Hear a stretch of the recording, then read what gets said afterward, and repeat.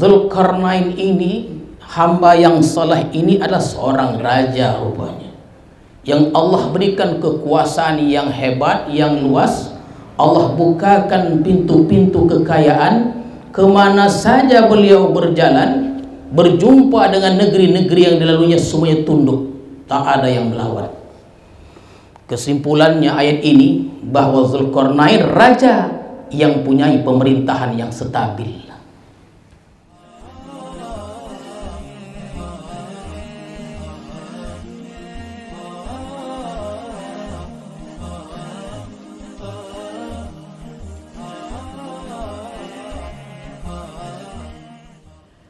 Bismillahirrahmanirrahim. Assalamualaikum warahmatullahi wabarakatuh. Alhamdulillah, alhamdulillah rabbil alamin, wassalatu wassalamu ala sayyidil awwalin wal akhirin, sayyidina wa maulana Muhammadin wa ala alihi wa ashabi ajma'in, amma ba'du. Tuan-tuan para khalifah, para salikin, hadirin dan hadirat sekalian, marilah kita bersyukur kepada Allah Subhanahu wa ta'ala yang telah melimpahkan rahmat dan hidayahnya kepada kita semua, sehingga pada malam hari ini kita dapat meneruskan pengajian tafsir kita. Mudah-mudahan kita semua dirahmati Allah Subhanahu wa ta'ala. Salawat dan salam kita ucapkan dan kita sampaikan kepada Rasulullah sallallahu alaihi wasallam beserta keluarga, para sahabat dan para pengikut-pengikut beliau. Mudah-mudahan kita semuanya mendapat syafaat Rasulullah di hari kemudian nanti. Bismillahirrahmanirrahim. Wa yas'alunaka 'an dzil qarnain qul sa'atlu 'alaikum minhu dzikra. Ayat yang ke-83 dari surah Al-Kahfi, lanjutan dari ayat sebelumnya. Kita sudah sampaikan bahwa dalam surah Kahfi ini ada beberapa kisah. Kisah yang terakhir yang akan kita ceritakan adalah tentang Zulkarnain.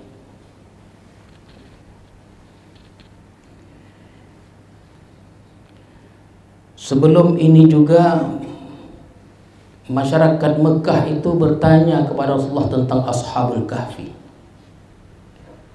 Bagaimana, berapa jumlah orangnya, di manakah Ashabul Kahfi itu, di manakah bagaimanakah Ashabul Kahfi itu, di manakah Kahfi itu, dan lain-lainnya.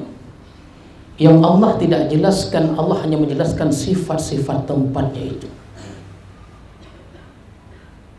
Kemudian masyarakat Mekah juga bertanya kepada Rasulullah. Yang bunyi pertanyaan itu Allah firmankan, wa yas'alunaka 'an dzil qarnain. Dan mereka bertanya kepadamu tentang Zulkarnain itu. Qul, kata Allah, sa'atlu 'alaikum minhu dzikra. Aku akan bacakan atas kamu atau kepada kamu dari hal itu zikra, satu ingatan. Aku akan ceritakan siapa Zulkarnain itu, rajakah dia, di manakah dia. Zikra, satu ingatan yang nanti akan kuceritakan, yang tidak bisa engkau lupa. Itulah di antara tafsirannya. Qul sa'atlu 'alaikum minhu dzikra. Dan kita ini selalu mendengar Zulkarnain itu. Zulkarnain itu bukan nama, tapi dia gelar. Seperti Khidir juga. Ya, pada pertemuan sebelumnya kita ada sampaikan Khidir. Dan Allah tidak sebutkan nama itu dalam Al-Quran. Allah hanya sebutkan abdan salihah. Tapi para sejarawan mencari, melacak siapakah sebenarnya abdan salihah itu. Namanya Khidir. Dan Khidir itu bukan nama, tapi dia digelar. Digelar dengan Khidir seperti kita sebutkan, setiap kali dia duduk di tempat yang kering, yang kuning itu menjadi hijau, teman-teman sekalian. Adapun Zulkarnain ini bukan nama tapi gelar, karena Zulkarnain kemanapun dia berada dia memakai tanduk, ya, kebesaran itu. Zu yang memiliki Qarnain, dua tanduk. Jadi kalau di antara tuan-tuan ini ada namanya Zulkarnain, artinya yang memiliki dua tanduk. Anak belago aja.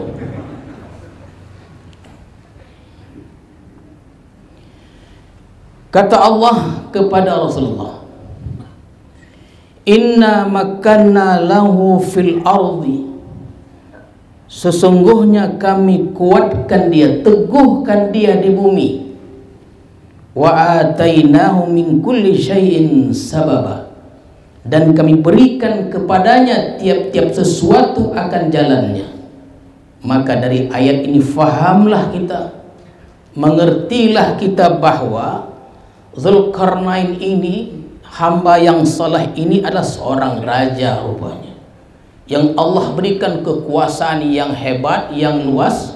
Allah bukakan pintu-pintu kekayaan, kemana saja beliau berjalan, berjumpa dengan negeri-negeri yang dilaluinya semuanya tunduk, tak ada yang melawan. Kesimpulannya ayat ini bahwa Zulkarnain raja yang punyai pemerintahan yang stabil. Fa'atba'a sababa, maka ditempuhnya, diambilnya satu jalan Zulkarnain ini.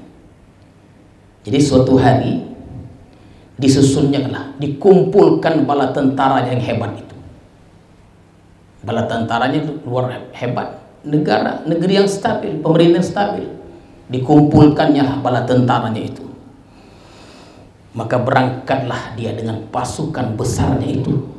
Itu makna fa'atba'a sababa, diambilnya satu jalan. Kemana? Allah tidak sebutkan. Allah hanya sebutkan sifat-sifat tempat itu supaya akal kita berfungsi. Dalil ini ada dua, nakli dan akli. Jangan kita remehkan anugerah Tuhan yang Allah berikan kepada kita berupa akal itu. Akal itu untuk difungsikan. Ilmu ini cukup luas, tuan-tuan sekalian. Apa kata Allah? Hatta idza balagha maghribasy syams, sehingga apabila dia sampai kepada tempat terbenam matahari. Begitu indahnya ayat ini, tak bisa orang akan mencontoh ayat ini, tak bisa. Allah tidak sebutkan tempatnya, Allah hanya katakan kemana dia pergi. Setelah berjalan mungkin berbulan, mungkin bertahun, hatta idza balagha maghribasy syams, ketika sampai dia ke tempat terbenam matahari. Rupanya perjalanan pertama ekspedisinya itu arah barat. Ya, arah barat. Masih misteri dia. Terus dikaji. Insya Allah semakin canggih nanti teknologi ini, perkembangan ilmu pengetahuan akan semakin terang kemana arahnya itu. Tafsiran-tafsiran ini 100 tahun yang lalu lain dia, sekarang lain dia. 100 tahun kemudian akan ada perbedaan-perbedaan itu. Kenapa? Karena Quran ini ibarat mutiara yang setiap sudutnya memantulkan cahaya. Boleh jadi pantulan cahaya dari depan lebih besar ketimbang pantulan cahaya yang saya lihat dari sini, kanan dan kiri. Begitulah tuan-tuan sekalian. Allah tidak sebutkan berapa lama. Hatta idza balagha maghribasy syamsi, sehingga apabila sampai ke tempat terbenam matahari, wajadaha taghrubu fi 'ainin hamiyah, dia mendapati matahari yang terbenam itu di mata air yang hitam. Memang ada satu tafsir, artinya Zulkarnain ini sudah sampai ke ujung. Dia tidak dapat lagi melanjutkan perjalanan. Kenapa? Karena di hadapannya sudah terbentang laut yang maha luas. Kenapa? Karena matahari itu ketika terbenam di tempat di fi ainin hami'ah, matahari hitam, maksudnya laut. Ada yang mengatakan bahrul zulumat, laut hitam, ada yang mengatakan laut Atlantik. Sampailah ke situ beliau, dan beliau tidak bisa meneruskan perjalanan dengan bala tentara itu. Kenapa? Laut yang cukup luas. Hebat ini. Mekah, Syam aja waktu itu 40 hari 40 malam. Ini Allahu a'lam. Wa wajada indaha qauman. Upanya ketika mereka berhenti di tepi laut yang mereka tidak bisa meneruskan perjalanan, tidak jauh dari tempat mereka berhenti itu ada sebuah negeri, satu kaum yang kata sebahagian riwayat berjumlah 12.000 orang, kalah penduduk bersilam. Bersilam 9 dusun, 3.000 orang aja. Ika 2 boleh ribu di tahun itu. Dikatakan 333 sebelum Masehi, ribu sebelum Masehi itu. Lama betul itu, 3.000. Ya, 3.000 lebih tahun sebelum Masehi itu. Bahkan dikatakan pada zaman Nabi Ibrahim, dikatakan ada riwayat seperti itu. Ada kaum tak jauh dari tempat mereka berhenti itu. Tadi sudah dikatakan bahwa wa atainahu min kulli syai'in sababa. Kemana saja beliau berangkat berjumpa negeri, ditundukkannya. Tidak ada negeri yang mampu melawan kehebatan pasukan Zulkarnain ini. Ketika datang berjumpa dengan kaum ini, mereka langsung tunduk, tuan-tuan sekalian. Qulna, kami berkata, Allah berfirman, Allah ingin menyerahkan ketika seorang raja itu menaklukkan sebuah negeri, apa yang dibuat oleh seorang raja, Allah serahkan kepada Zulkarnain. Kita ingin tahu Zulkarnain kok elok atau tidak. Tadi sudah saya katakan raja yang salih.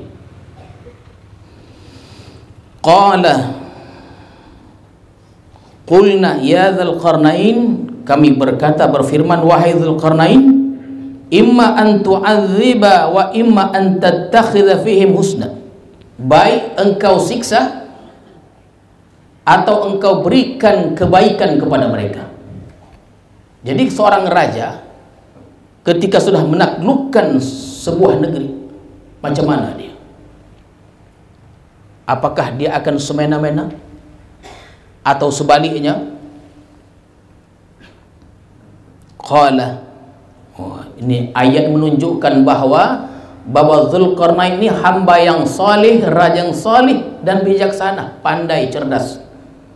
Amma man zalama, adapun orang yang zalim dalam sebuah negeri yang ditaklukkannya itu, fasawfa nu'adzibuh, pasti kami akan siksa dia. Kami ganjar dengan siksa yang sesuai dengan perbuatan kezaliman yang dibuatnya. Mesti ada aturan dalam sebuah negeri, tak boleh tidak. Macam mana kita bisa hidup tentram, nyaman kalau di sebuah negeri itu tidak ada aturan, tidak ada peraturannya? Pastilah diterapkan peraturan itu. Di antara peraturannya disebutkan fasawfa nu'adzibu, orang yang zalim ini pantas diberi dia siksa yang sesuai dengan apa yang telah dibuatnya itu. Summa yuraddu ila rabbih, kemudian dikembalikan kepada Tuhannya, fayu'adzibuhu 'adzaban nukra, kemudian kelak dia akan disiksa, diazab dengan azab yang sengsara, menunjukkan bahwa Zulkarnain ini adalah hamba yang beragama, tuan-tuan sekalian. Jadi ditaklukkannya kaum yang dijumpa itu, dibuatnya satu aturan, orang yang melanggar, zalim, disiksa. Dan orang yang jahat ini kalau dia sudah habis akan dikembalikan kelak dan akan disiksa pula kalau dia tidak bertobat. Wa amma man amana wa amila salihah, adapun orang yang beriman dan yang beramal soleh, falahu jazaanil husna, baginya ganjaran yang baik. Jadi tuan-tuan sekalian, dalam sebuah negeri itu kalau ada orang yang jujur, ya taat dengan aturan-aturan itu, maka akan diberikan imbalan-imbalan yang baik, baik oleh raja ataupun oleh Allah Subhanahu wa ta'ala. Yang pasti peraturan itu mesti ada dia. Wa sanaqulu lahu min amrina yusra, dan kami mengatakan apa yang kami perintahkan itu dengan perkataan yang mudah. Kalau ada aturan yang ingin ditegakkan, maka aturan itu mesti dilaksanakan atau disampaikan cara yang mudah, tak boleh tidak. Peraturan itu mesti ada dia, tapi menyampaikan aturan itu mesti dengan cara yang mudah supaya dia bisa difahami. Tidak disebutkan berapa lama beliau tinggal di situ, tapi setelah diaturnya, boleh jadi tinggalkannya berapa pasukannya untuk membina kawasan itu, kemudian beliau pun bertolak balik ke kerajaannya. Nah, begitulah tuan-tuan sekalian. Tidak berapa lama setelah beliau balik dari perjalanan yang cukup panjang sampai ke kerajaannya, kata Allah, "Tsumma atba'a sababa." Dia susun lagi, dia pilih jalan yang lain. Kemana? Allah tidak sebutkan juga. Allah hanya sebutkan sifatnya itu. Setelah ke barat, beliau taklukkan kaum itu berjumlah 12.000 orang, diaturnya dengan aturan yang hebat luar biasa, ditinggalkannya dalam keadaan nyaman, tentram, aman, balik ke kerajaannya. Kemudian menyusun kekuatan lagi, dikumpulkannya pasukannya, mulailah beliau keluar lagi dari dari kerajaannya. Summa atba'a sababa. Kemana? Allah hanya sebutkan hatta idza balagha matli'asy syamsi, ketika dia sampai ke tempat terbitnya matahari. Kalau tadi sampai ke tempat terbenamnya matahari, itu ekspedisi itu bagian barat, sekarang menuju bagian timur, tuan-tuan sekalian. Jauh, nah, ada kan tak jauh. Wajadaha tatlu ala qaumin, dia mendapati matahari terbit atas kaum, lam naj'al bainahum min duniha sitra, yang kami tidak adakan jadikan di antara mereka dan matahari itu pelindung. Uponya bukan laut, di hadapannya padang pasir terbentang luas, tak bisa lagi, tak ada topinya padang pasir. Kalau di barat laut tidak bertepi, kalau di timur padang pasir yang tak ada tepinya, tak ada persiapan, berhenti di situ. Jadi matahari ini maksudnya tuan-tuan sekalian, lam naj'al bainahum min dunia sitra, ketika matahari ini terbit, tak ada penghalang. Kita kan banyak penghalang, ada pokok, ikut ada pokok. Atau boleh jadi berjumpa dengan kaum yang tak berbaju, tak ada baju. Orang dulu banyak ada baju. Kenapa masih ada lagi suku apa nama? Asmat apa? Kadzalika wa qad ahatna bima ladai khubra. Demikianlah pengetahuan kami itu meliputi apa yang ada padanya. Artinya segala tindak tanduk, gerakan, ucapan, perlakuan kami ridhoi, kata Allah Subhanahu wa ta'ala. Balik lagi tuan-tuan sekalian. Ayo, sudah sampai mungkin di ujung timur tuh, tidak dapat meneruskan lagi perjalanan, baliklah beliau lagi dengan pasukannya ke kerajaannya. Adakah berhenti? Tidak. Beliau mulai mempersiapkan lagi pasukannya, alat-alatnya, kemudian mungkin makanannya, minumannya, karena perjalanan yang akan ditempuh lagi ini tidak kalah hebatnya. Ke barat sudah, ke timur sudah. Setelah itu, setelah mempersiapkan, beliau keluar lagi dengan pasukannya dari kerajaan itu. Kemana? Saya sebutkan, tidak sebutkan. Bidilatih apa gitu tuh, akal gitu tuh. Emang sekarang tuan-tuan orang muslim, non muslim mengkaji ini, menarik untuk dikaji. Mana arahnya itu? Walaupun ada sebagian pendapat, banyaknya pendapat yang disampaikan oleh para ilmuwan, para sejarawan, baik yang di barat ataupun di timur itu, yang tidak kalah hebatnya ekspedisi yang ketiga yang menjadi cerita turun-temurun antara kita ini.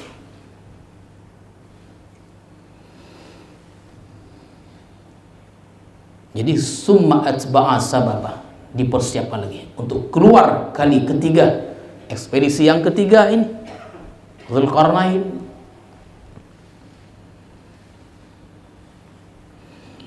Hatta idza balagha bainas saddaini, sehingga apabila sampai di antara dua gunung, Cito Iko lah yang selalu kita dengar tuh. Cerita inilah yang selalu kita dengar tuh. Yang dua tuh jangan kita dengar. Bahkan ayat ini dijadikan tanda-tanda kiamat. Wajada min dunihima. Setelah sampai di antara dua gunung itu, tuan-tuan sekalian, pasukan amai. Mana ada takut lagi. Dzulqarnain itu seorang yang pemberani. Dia mendapati di sekeliling gunung itu kauman, suatu kaum, nakirah dia, satu kaum yang mana kaum ini kata Allah la yakaduna yafqahuna qawla, hampir saja tidak mengerti bahasa perkataan. Boleh jadi tak pernah keluar, tak mengerti bahasa. Jadi dialog antara orang ini adalah dengan bahasa isyarat. Tak mengerti bahasa. Ini pun sedang diteliti teman-teman sekalian, walaupun ada sebagian mengatakan di Armenia dan Azerbaijan katanya. Tapi tetap mengandung misteri-misteri cerita-cerita ini. Ketika berjumpa kaum tadi ini yang hidup di dekat pergunungan itu, mereka tidak faham. Tak ada paham dah. Tak apa bahasa yang dicakapkan itu, tak faham, tak mengerti. Qalu ya Dzulqarnain. Mengertinya kalau begitu. Kenapa mereka memandang ya Dzulqarnain? Karena Dzulqarnain ini bukan nama, tapi dia gelar. Bukan nama, itu gelar. Apa nama itu? Kopi yang ada tanduk dua itu. Dalam film-film perang ada itu. Ya. Kena ikon nosah lah TV gitu. Ingat kalau cerita tu asal ada tanduk dua tu. Oh, itulah panglimanya tu. Rupa itu kebesaran. Gelar-gelar itu dipakai di adat Melayu, di Padang, Paguruan, dipakai itu tuan-tuan. Yang maha mulia, yang duli yang maha mulia dan lain-lainnya. Walaupun mereka tidak mengerti bahasa, tapi fahamlah ya qalu ya Dzulqarnain. Dipanggilnya dengan gelarnya itu, bukan namanya. Kata mereka, qalu, mereka berkata, orang yang tinggal di sekeliling gunung tadi, dua gunung tadi, qalu ya Dzulqarnain inna ya'juja wa ma'juj mufsiduna fil ardh. Mengertinya Tuan Mutakab. Tadi memang dikatakan mereka hampir tidak mengerti bahasa atau perkataan, tapi dalam kalangan itu mungkin ada orang yang cerdas pandai, paling tidak ada mengerti satu dua bahasa atau dengan bahasa isyarat yang tepat. Bunyinya inilah dia Allah firmankan. Allah firmankan kembali cakap itu. Jadilah ini firman. Dan ini bukan cerita manusia, cerita Allah. Maka sahihlah dia. Dengan kita, biarlah cerita ini kita tinggalkan dengan keghaibannya. Tidak perlu kita mencari siapa Dzulqarnain itu, macam mana ciri-cirinya, dari bangsa apa dia, ke barat kemanakah dia, ke timur kemanakah dia. Ada sebagian pasir mereka lebih suka membiarkan keghaiban cerita ini, tidak perlu tahu siapa nama sebenarnya Zulkarnain. Yang ingin tahu ada ini cerita dari Tuhan sebagai pengajaran dan pembelajaran bagi kita dalam mengharuki kehidupan ini. Seorang raja yang saleh, yang bijaksana, itu yang paling penting, inti sarinya itu. Karena kalau kita bongkar nih kitab-kitab itu, bercampur baulah dia dengan dongeng-dongeng itu, tak habis-habis. Apa contohnya? Contoh dongeng tadi, Ya'juj Ma'juj kok dari mana asalnya? Mohon maafnya, ada satu riwayat. Ini riwayat ini muncul dari kalangan orang Yahudi yang meluk agama Islam.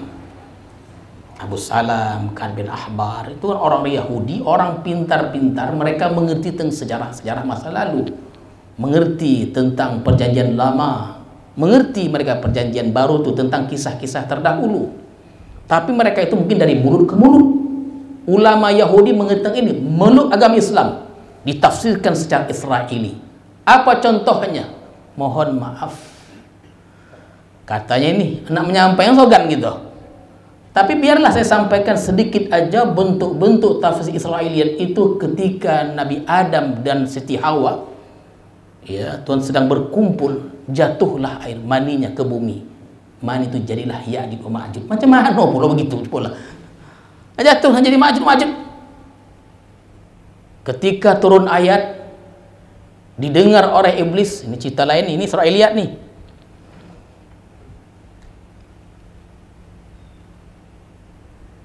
Ketika didengar oleh iblis, berlarilah dengan terbang dia, terkoncing-koncing dia. Air koncing itu jatuh ke bumi, tumbuhlah dia pokok apa kok? Pokok tembakau. Oleh karena itu orang dulu itu kalau mengokok dia menghisap koncing setan. Itu cerita Israeliat. Tuan-tuan hendak membenarkan, hendak mendustakan, silakan, itu cerita Israeliat. Bumi kok, tuan-tuan sekalian, ia kok di atas tanduk apa namanya, kerbau, di atas ikan nun lagi. Kalau bergoyang nanti apa nih, gatal kerbau nih atau sapi nih, itulah gompong. Ini kalau kita tidak masukkan juga Israeliat, tak pula menari dia. Gitu pula. Tapi dalam hal ini kita jarang menyampaikan hal-hal yang berbau Israeliat. Kita tidak ingin bongkar apa nama cerita-cerita itu, tuan-tuan sekalian. Yang jelasnya Ya'juj wa Ma'juj itu adalah dari keturunan Adam. Hanya saja dia tidak sama dengan kita. Kenapa tak sama Tuhan? Jangankan Ya'juj wa Ma'juj, kita saja berbeda, tuan-tuan sekalian. Itu ada riwayat mengatakan ketika Bahtera Nuh itu dia di atas gunung itu dia berhenti karena air sudah surut, maka turunlah anaknya dan sedikit daripada jamaahnya itu, kaumnya itu. Ya masing-masing itu mereka menuju tempat menurut keahlian mereka. Ada yang bertani, ada yang suka memancing dan lain-lainnya. Faktor-faktor itulah faktor iklim, faktor keadaan tempat membentuk budaya, hobi dan warna. Ada yang ke daerah pegunungan jadilah hitam dia. Begitu. Ini tak cuma pula nih. Sampai beringas gitu dia, kejam luar biasa, tak ada peri kemanusiaannya. Tidak ada ra'fah dan ra'fahnya pada jiwa, pada diri Ya'juj wa Ma'juj ini. Bahkan dijadikan tanda akan datangnya hari kiamat itu. Jadi kata mereka, wahai Zulkarnain, mereka ini merusak. Kami tidak sanggup, walaupun kami amai, tapi mereka punya kekuatan. Tolonglah kami dengan perkataan mereka yang Allah firmankan, fahal naj'al laka kharjan ala an taj'ala bainana wa bainahum sadda.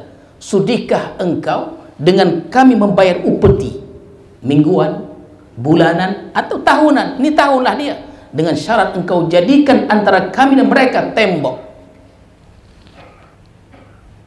Mereka tidak mampu. Zulkarnain punya kepandaian, punya keahlian. Kata Zulkarnain, raja yang soleh tadi ini, qala ma makkanni fi rabbi khair. Apa yang Allah telah anugerahkan, kuasakan kepadaku itu lebih baik. Tidak perlu aku upeti itu. Tidak perlu aku upeti itu. Oleh karena itu, tuan-tuan sekalian, kalau kita menjadi hamba, jadilah hamba yang baik.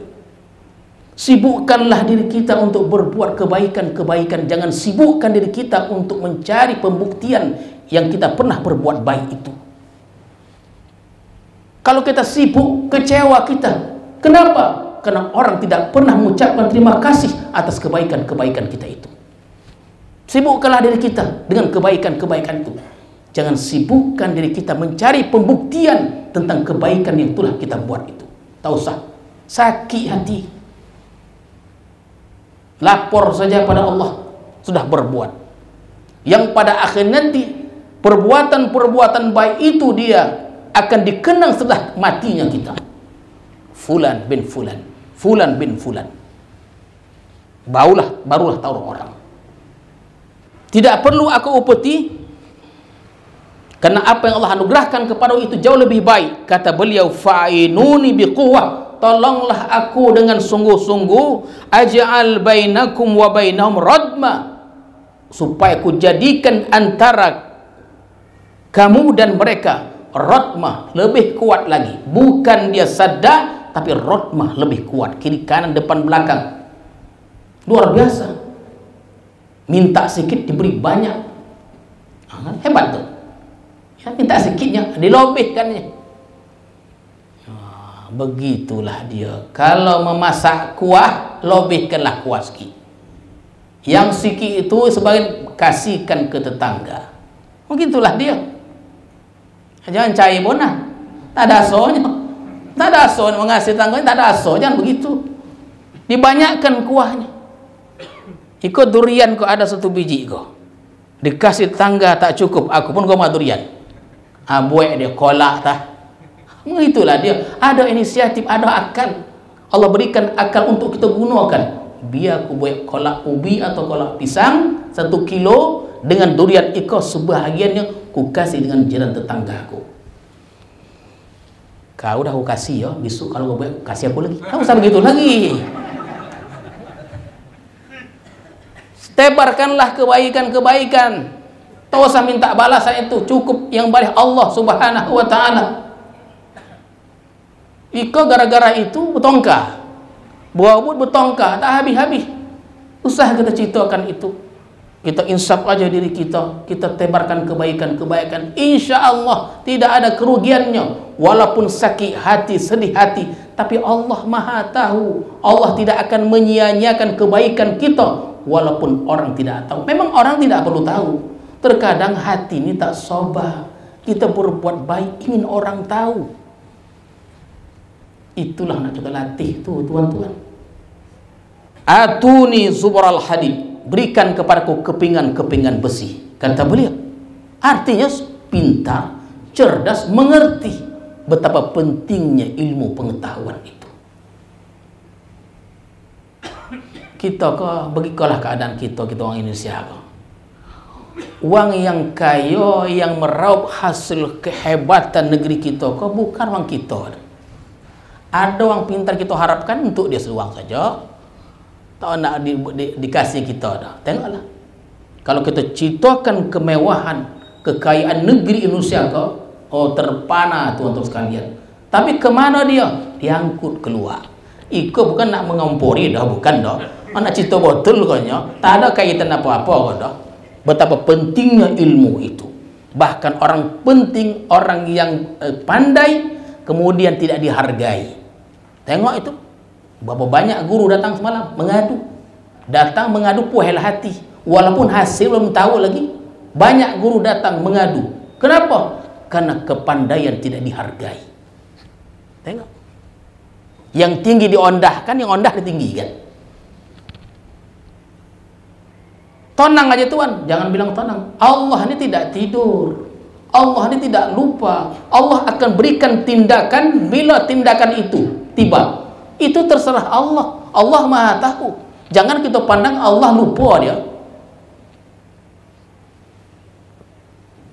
Atuni zubrul hadid, berikan kepadaku kepingan-kepingan besi itu.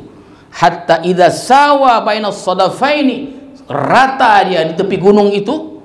Qala fuh, tiuplah. Jadi ada alat peniup. Zaman dulu pun sudah ada alat peniup. Tah cemanolah uponya itu. Yang ditiup kau bukan api koci, api bosak. Bukan pakai buluh untuk masak, bukan. Iko kepingan-kepingan bosi sudah dikumpulkan, dibakar dia, tuan-tuan sekalian. Hatta idza ja'alahu naran, ketika sudah menjadi api dia, luar biasa. Saya pun tak pandai saya menggambarkan lebih terperinci. Bagaimana ini cita pembangunan nih. Iko nggak enaknya tukang saya panggil mai kok.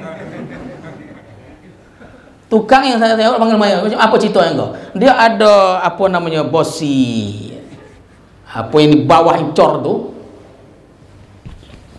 bosi apa namanya, di bawah tuh ada peta, dia menguatkan pondasi itu, tulang apa namanya, bosi tulang. Oh iya. Sehingga apabila dia sudah menjadi api, qala atuni, setelah kepingan-kepingan besi tadi dikumpulkan, itu menunjukkan betapa hebat Zulkarnain. Dia tidak mau bekerja sendiri. Supaya penduduk itu mau hal yang diinginkan itu, ada kojo juga, bukan nengok aja. Kojo tak kojo 1500, kojo 1000 tak kojo 500, tak kojo lagi. Diperintahkannya, kalian kau walaupun kalian permintaan itu akan kupenuhi, tapi kalian bekerja juga dengan sungguh-sungguh supaya kalian serius.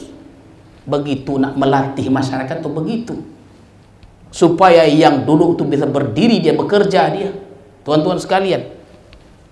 Qala atuni ufrigh alai qitra, setelah kepingan-kepingan terbakar ya tuan, kan hebat kan, menyatu. Dah tak tahu kita mana api mana bosi, tak tahu kita lagi.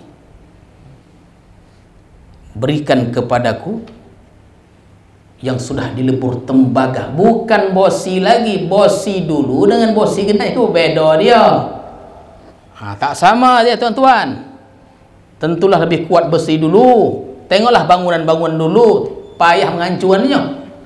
Kenai aja kupak aja, mudah kupak dia. Dituangkanlah tuan. Begitu banyaknya yang sudah dilebur, yang sudah di apa tadi, sudah mencair dia tadi, tembaga tadi. Bukan besi, menyatulah dia. Setelah kering dia, tuan-tuan sekalian, maka kata beliau, kata Allah, jangan salah baca.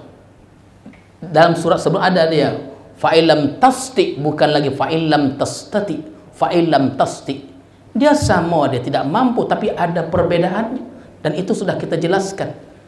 Dan terulang lagi, famasta'u an yazharu wa mastata'u lahu naqba.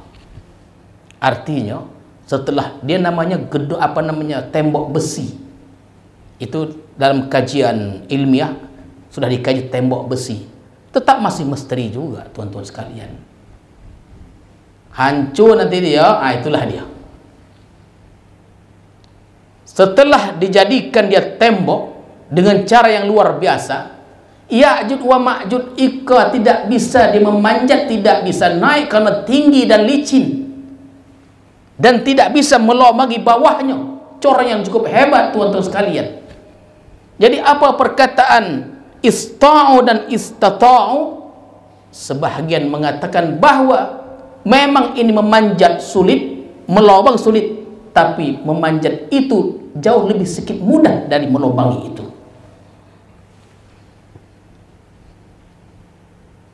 Sama-sama sulit.